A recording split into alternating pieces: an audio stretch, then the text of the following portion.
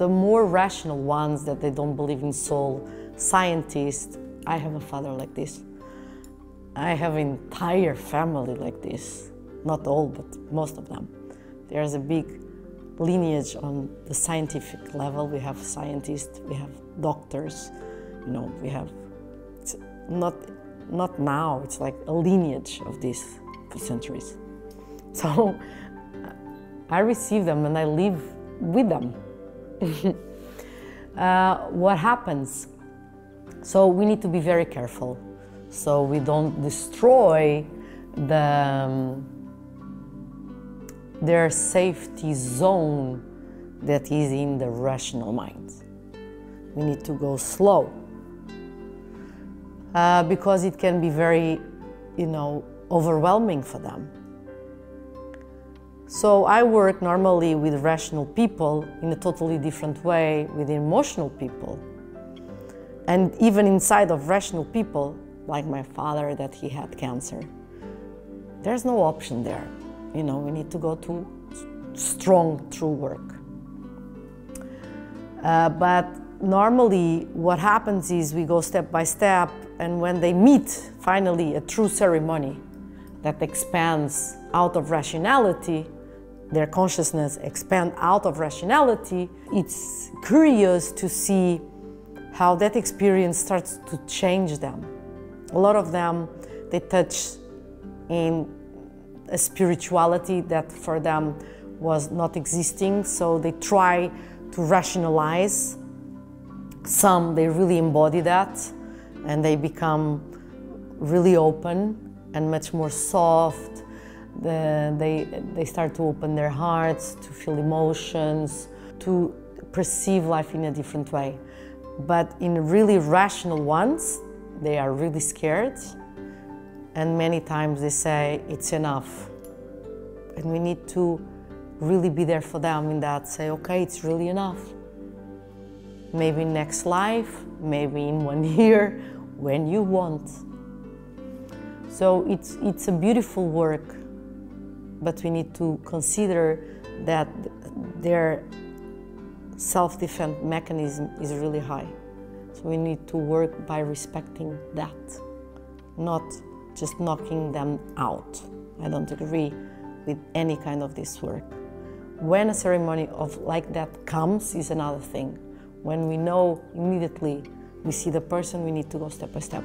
But it comes many times, you know, it's not only the shaman deciding or the doctor, it's the interaction between that person, their needs, what they want, what they desire, what they are ready or not ready, and the substance where this takes them.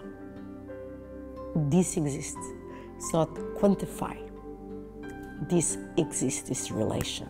All these gifts that I'm born with, I was perceiving them as a problem because everyone around me would say that was not real, doesn't exist, especially in this scientific family. And there I saw how these qualities were a tool to help even more people. And I understood that I born for that. My questions for many years when I was a child was, why I feel so different? I want to be normal. I want to fit in. And honestly, it was hard to fit in. I could really see so many other dimensions in this one. Sometimes I didn't know what would be real or not because I would have someone from my family saying that doesn't exist. Of course, I felt really lonely and scared. If it's not real for the others, how it can be for me. I remember to sit in kindergarten telling stories to the kids. So I would feel that I didn't born a kid somehow. And the plays that they would like to play, I didn't like it. And of course, if we go to the psychological level, because of my trauma, very young, maybe I lost my innocence and I don't know how to play. I had to mature, so it's very hard for me to play.